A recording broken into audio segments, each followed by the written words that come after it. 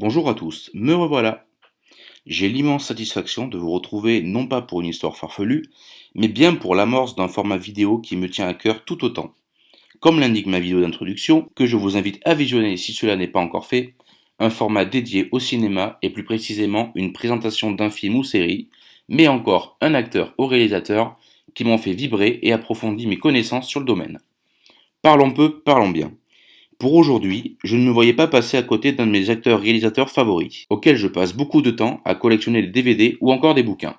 Ce personnage à part entière attire depuis quelque temps ma curiosité. Différents genres, beaucoup de films, mais pourtant des points communs plutôt parlants. Allez, vous l'aurez compris, que le rideau s'ouvre. Lumière sur Clint Eastwood, le dur au cœur tendre.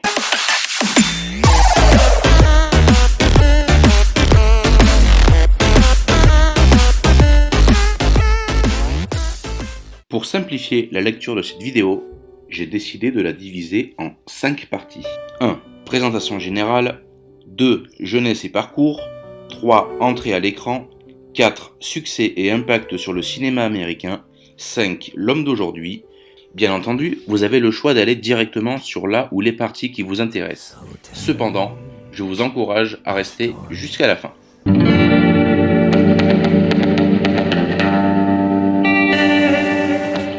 Né le 31 mai 1930 à San Francisco, Clint Eastwood est un acteur, réalisateur, compositeur et producteur de cinéma américain. Oui, rien que ça. Du genre autodidacte, Clint entre à Universal pour des petits rôles sans trop d'importance. Mais le charme et la prestance de ce dernier attira le regard du grand Sergio Leone alors qu'il interprétait au mieux le rôle de Rowdy Yates dans la série Rawhide. Monsieur Leone l'embaucha sur le champ pour la trilogie du dollar, je vous le rappelle, pour une poignée de dollars et pour quelques dollars de plus, ainsi que le mythique, le bon, la brute et le truand. En ni une ni deux, la célébrité le prend sous son aile et interpréta de nombreux rôles pour Universal ainsi que pour Warner Bros. En 68, il commença à produire la toute récente société Malpazzo et réalise 3 ans après son premier film, Un frisson dans la nuit. Avec un nombre vertigineux de films à son insu, Clint Eastwood figure parmi les cinéastes les plus reconnus au monde. Oui.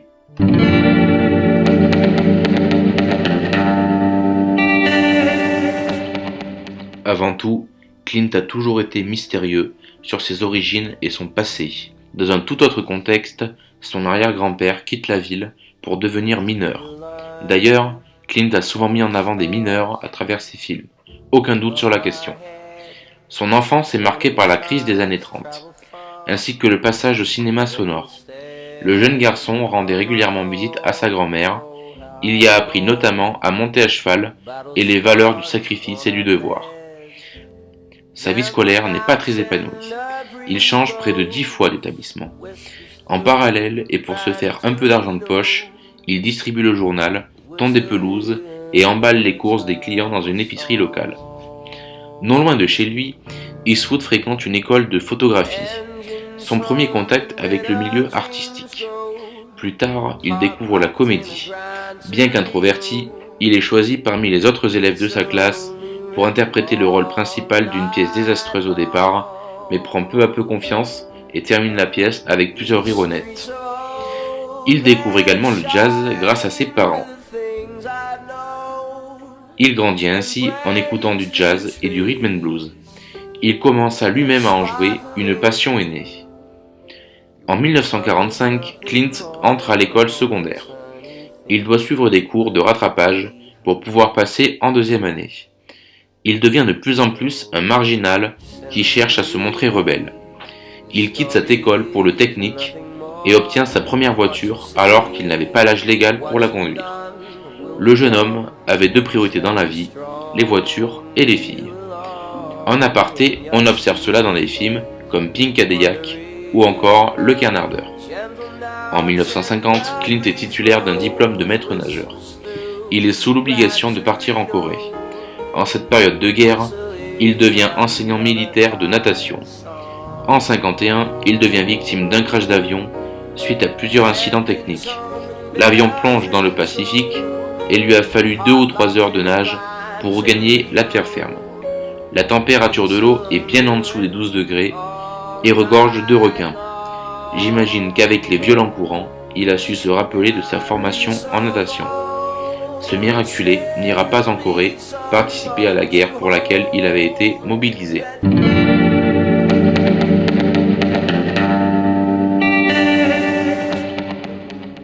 Pendant ce temps, à Universal, le réalisateur Jack Arnold travaille sur son film La revanche de la créature.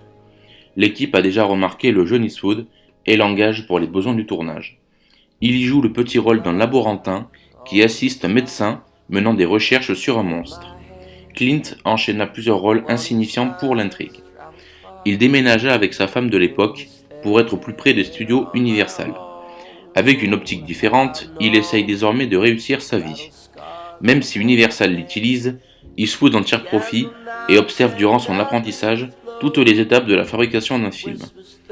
En 1955, son contrat est sur le point d'expirer. Il reste persuadé que la société le renouvellera.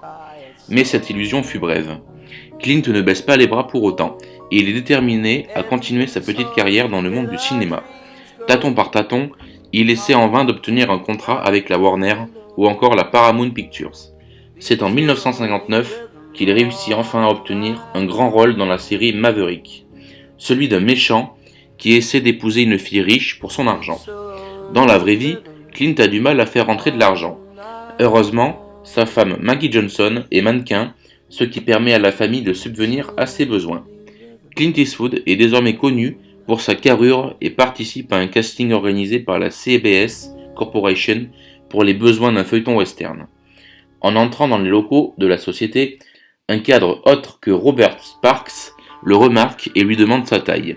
Clint répond 1m95. Sparks l'invite alors à le suivre dans son bureau. Clint y rencontre pour la première fois Charles Marquis Warren, le producteur de la série. Le lendemain, on lui annonce qu'il doit passer des essais. Lire un monologue d'Henry Fonda, issu de l'étrange incident. Eastwood pense avoir tout loupé. Pourtant, une semaine plus tard, on lui annonce qu'il a obtenu le rôle, un rôle important à l'époque. C'est alors que la carrière prometteuse du jeune Clint débute avec la série légendaire Rawhide. Le producteur de la série demande à Clint de jouer de la guitare durant un épisode, ainsi que de chanter sur les planches d'un saloon. Si le jazz avait bercé son enfance, c'est désormais la country qui l'intéresse. Il lance ainsi sa carrière musicale et enregistre son premier album, Cowboy Favorites, en 1959. Revenons à la série. Les journaux d'Hollywood soulignent à quel point Clint Eastwood est l'atout de la série. Plus tard, Clint postule pour le rôle de l'homme sans nom. Les producteurs à l'époque ne le connaissent pas, mais entendent les échos de l'acteur Richard Harrison, qui avait refusé le rôle en stipulant qu'Eastwood avait l'interprétation parfaite. Clint est embauché pour tenir le rôle principal dans Pour une poignée de dollars et signe le contrat pour 15 000 $. En parallèle, lors du montage, Sergio Leone doute de ce que va donner le film. Lorsqu'il montre le rendu final à ses associés, dont Duccio Tessari, le discours est unanime. Il s'agit d'un très bon film, mais Leone doute encore et décide de le projeter dans une seule salle en Italie. Le film nommé A Fistful of Dollars aux USA, il est vu comme le succès inattendu de l'année. Eastwood devient une véritable star en Italie. Fort de son succès, Leone propose à Clint un rôle dans une suite de son film. Le budget alloué augmente. Pour les besoins du tournage, un autre acteur, Lee Van Cleef, est embauché. La United Artists décide de distribuer le film à l'étranger. Leone a une idée, celle du film du bon Limbourg et le truand, où Eastwood prendra une confiance absolue en ses capacités. On lui propose un jour le rôle dans Pendez-les haut et court, coproduit par United Artists et Malpazzo, créé par Eastwood lui-même, où il est le principal actionnaire. Il a donc un certain contrôle sur les films dans lesquels il apparaît. Le 19 mai 1968, quelques mois avant la sortie d'Un shérif à New York, la femme de Clint accouche de son premier enfant, Kyle Eastwood. Clint ne peut malheureusement en profiter intensément face à ses obligations professionnelles. Cette période de sa vie est la plus active. Il enchaîne les tournages avec Quand les aigles attaquent, malgré un salaire bas. Mais ce film lui permet d'affirmer sa position en Europe et de changer de genre. Eastwood ne dispose que de quelques mois pour profiter de son fils avant de repartir sur le tournage de l'or pour les braves, un tournage catastrophique. La météo peu clémente et les effets spéciaux fonctionnent mal, brûlant par exemple les décors. À la fin, Clint n'en peut plus. Il s'agit du dernier contrat qu'il fera hors de la société Malpazzo.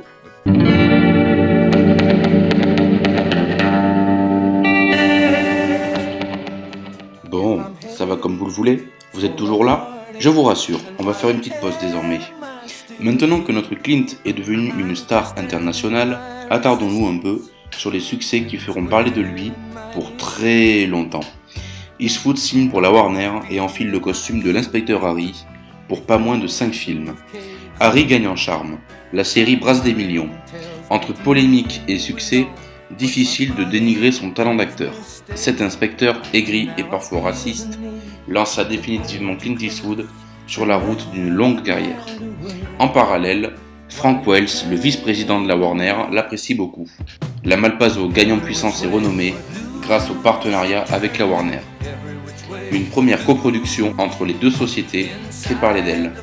Josie Wales hors la loi qui, une fois de plus, fait carton plein. Les yeux remplis d'étoiles, Clint tient une relation plutôt secrète avec la jeune Sandra Locke. Pour son prochain film, L'épreuve de force, il cherche une actrice pouvant interpréter un personnage lié à la mafia. La Warner pense alors à Barbara Streisand, une valeur sûre. Toutefois, Eastwood voit mieux Sandra Locke dans le rôle, ce que les deux scénaristes approuvent quand ils découvrent un aspect fragile, mêlé au cœur dur de sa personnalité. Le film se révèle l'un des 10 plus grands succès de l'année 1977. Sandra Locke souhaite déménager pour se rapprocher du beau Clint. C'est ainsi que la femme actuelle, Maggie Johnson, apprend cette relation, ce qui causa leur divorce. Pas cool. Un jour, Locke convainc son compagnon de tourner une comédie, D'où du Redingue, ce qui ne plaisait pas vraiment aux deux grosses sociétés. Une comédie avec Eastwood a fait l'objet d'un sondage auprès du public. Les résultats sont mitigés, mais la Warner et Malpazzo acceptent tout de même de lancer le projet. Locke fait de nouveau partie de l'équipe et cartonne avec ce film.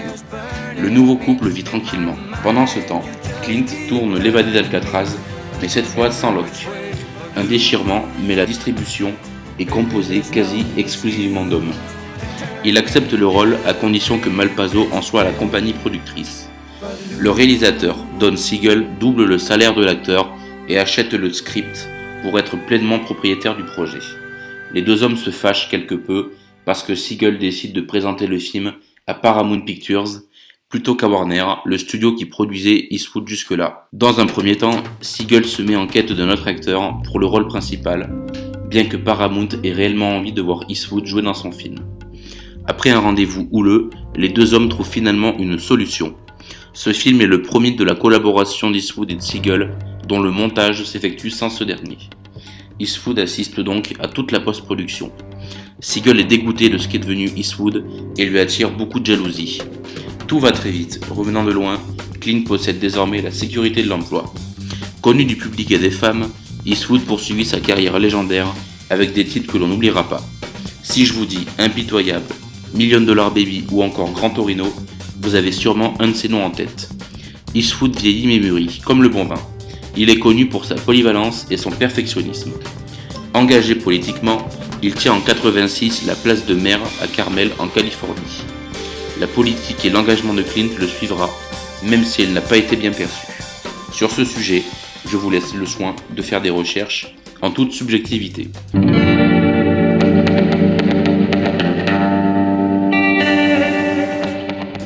Clint Eastwood est officiellement le père de 7 enfants. Il a aussi eu une fille cachée, Laurie Murray, née d'une relation extra-conjugale. La mère de cet enfant l'a confia à l'adoption, sans en parler à l'acteur. À l'âge de 30 ans, Laurie engagea un détective privé pour connaître ses origines. Selon quelques sources qui se font rares, Clint mène une vie plutôt banale. Il déteste dévoiler sa vie privée et se comporte comme un monsieur tout le monde. D'ailleurs, pour anecdote, il signe très peu d'autographes.